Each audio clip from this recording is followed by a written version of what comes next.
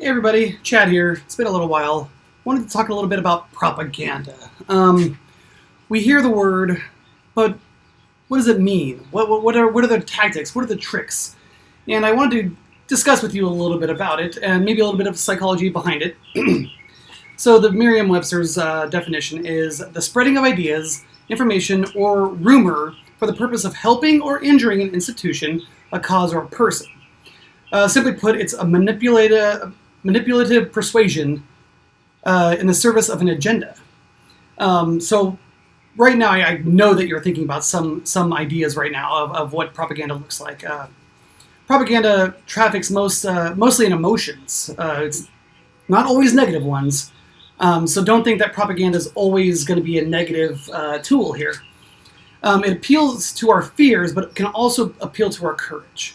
Propaganda plays emotionally in the heart, and it doesn't mean that emotions are bad. It just means that our emotional system can be manipulated to destructive ends. So keep that in mind, that propaganda is used to create and invoke an emotion, and we are being manipulated emotionally. A certain antidote would be to fact check, find the actual truth behind the propaganda. And in this world today, where sharing a meme is the fastest way to convey an emotion, feeling, or confirmation bias, you must take it on yourself to actually fact check what is being served up. In 1937, Clyde Miller and Edward Filene created the Institute for Propaganda Analysis. They set out to help the public gain a clear understanding of present-day conditions.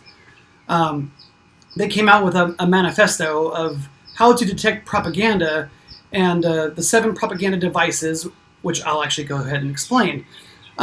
So here's an institute that was built to help people understand propaganda and what that looks like. And also, this is during the climate of 1937, where a lot of propaganda was used by varying nations.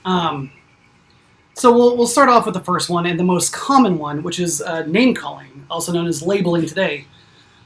This is the most common technique.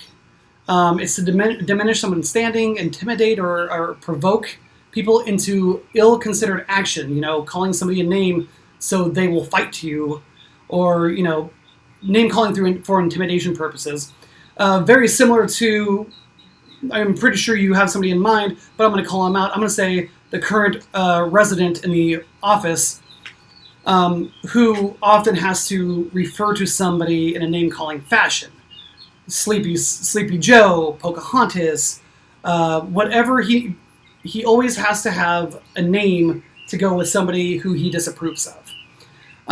Glittering generalities. This uses big virtue words in which people are emotionally connected to get in their favor. So things like hope or change or, that was creepy, or make America great again. These are just general words that people have an emotional attachment to. Transfer. Transferring the esteem that we have for someone onto somebody else, onto the person that's presenting the propaganda.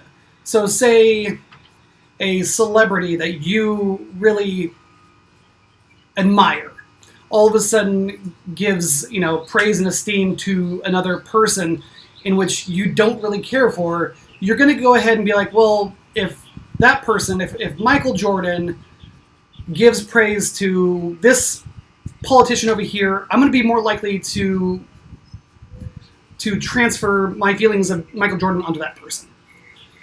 Testimonials.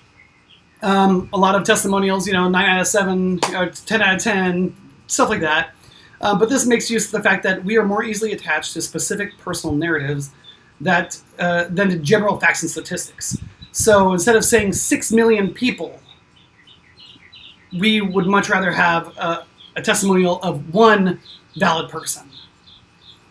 Plain folks. Oh, come on, guys. We've all heard it before, especially from politicians.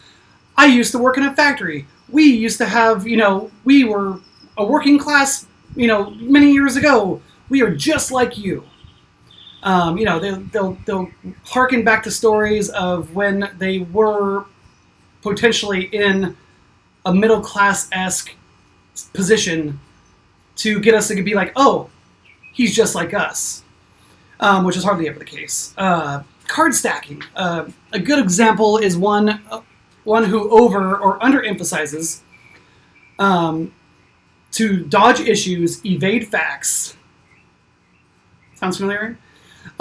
Typically resorting to lying, censorship, and distortion. Where have I heard this before? Where? God, I really wish I could really put my finger on one really notorious person. Anybody? Bandwagon. Basically plays on the humans as being a herd of animals. Also, we can go back to name calling and herd of animals with the word sheeple and snowflake.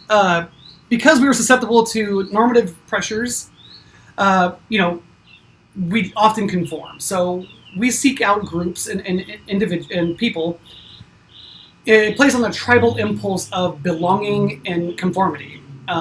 So think of all the rallies that are being held or were held. It grabs a lot of people of similar and like-minded to participate.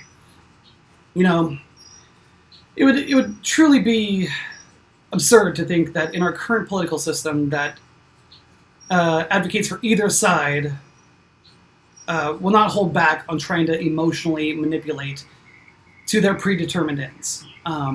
This is being done on both sides. It is up to you as a person to stay informed, to fact check, to do your research, to be properly informed and not just take everything at face value. It is imperative that we question the information given to us by anybody at any given time. That is our right as an individual. Some people don't have that. Some people don't have the right to question their own government and what they do.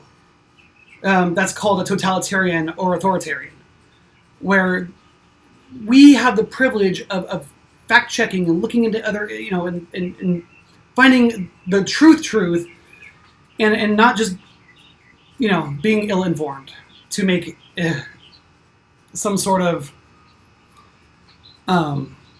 ill-considered action. So with that being said, guys, I would ask that you guys analyze rationally. There we go. That's better. And put in the work. Stay informed. Peace out.